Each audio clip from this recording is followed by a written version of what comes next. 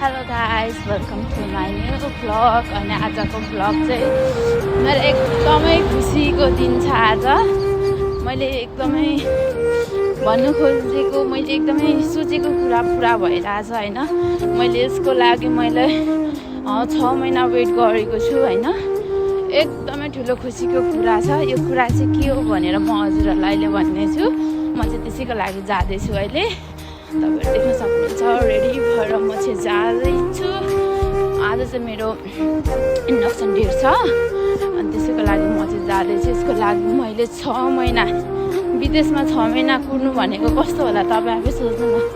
युकेमा मैले 6 महिना कुरेको क्या। यसको लागि मैले कस्तो जब अफरहरू पाउँदा अरू ठाउँ पाउँदा पनि मैले नगरेको क्या। किनभने म त सँगै गरौँ भन्ने टाइम टेबल मिल्छ। अनि उहाँले पनि दिनु भएन क्या बाहिर गर्नलाई। मलाई बाहिर म गर्छु भन्दा पनि उहाँले चाहिँ दिनु भएन। कान्छाले नदिएर चाहिँ म त्यही कुर्दै थिएँ क्या। बाहिर बरु टेम्पोररी गर्थेँ। इन्डक्सन क्लासको मैले थोरै भिडियो पनि लिएको छु। यहाँ चाहिँ हामीलाई एउटा म्यामले क्लास लिनुभएको थियो, जुन चाहिँ एकदमै राम्रो क्लियरली बुझाइदिँदै हुनुहुन्थ्यो।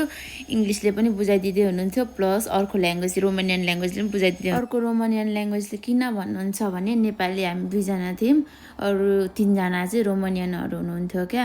अनि उहाँहरूलाई चाहिँ त्यति मजाले इङ्ग्लिस आउँदैन थियो, त्यही भएर उहाँहरूलाई चाहिँ उहाँहरूकै नेटिभ ल्याङ्ग्वेजले बुझाइदिँदै हुनुहुन्थ्यो। किनभने हामीलाई जुन सिकाउने मान्छे हुनुहुन्थ्यो उहाँ पनि रोमानियनै हुनुहुन्थ्यो।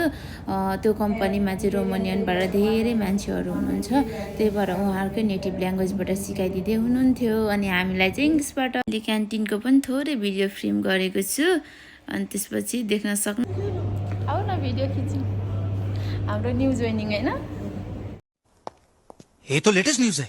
चाहिँ क्यान्टिन एरिया हो। पर यो मेरो ब्लगमा आउँछ। अच्छा, हमको सिखा रिया हो त नि, म त पुरा भ्लग बनाएर बस्छु नि त। कस्तो यो क्याबले कस्तो दिइरहेछ।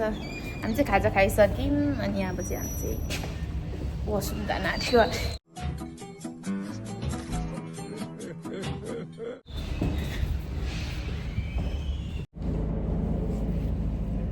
My God, how am I looking?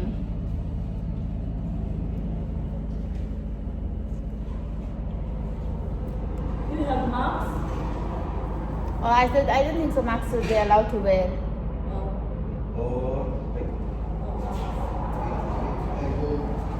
हाम्रो चाहिँ यस्तो छ, यहाँ चाहिँ क्लास भएको थियो अनि बहिनीको चाहिँ प्रब्लम आयो, फुली निकाल्न आएन हामीलाई। यो चाहिँ हाम्रो खाडो। आज मेरो न्यू जोइनिङ हो बहिनीको। केही थाहा छैन अरे हो त्यसलाई पनि बिचरालाई। खोइ बुट कस्तो लगाएको छ यार, कस्तो कम्फोर्टेबल के। ओहो गाउँ गाजु भएको छ है। म धेरै खुसी छु। यो पलको यो दिनको प्रतीक्षा हामीले धेरै गरेको थियो क्या।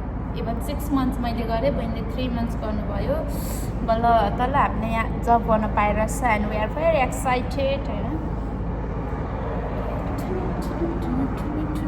म चाहिँ एकदम खुसी भएर नाचेँ। मेरो खुसीको डान्स। चलो भाई देखो अब मैं क्या करता हूँ।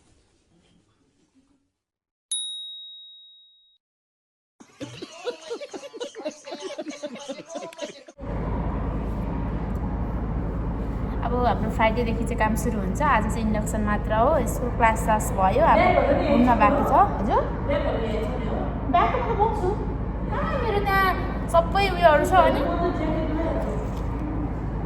त्यो चाहिँ हाम्रो खाडो।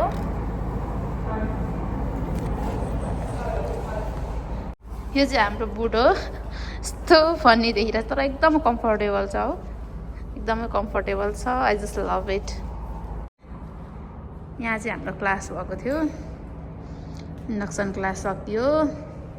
यो चाहिँ हाम्रो बुटको यो हो। कार्टुन यहाँ मैले सुज चाहिँ यहाँ राखिरहेको छु मैले, अहिले भरे यो हुन्छ। यो चाहिँ हाम्रो ब्याग हो। अनि यो चाहिँ हामीलाई म फ्याक्ट्री दिएको हो।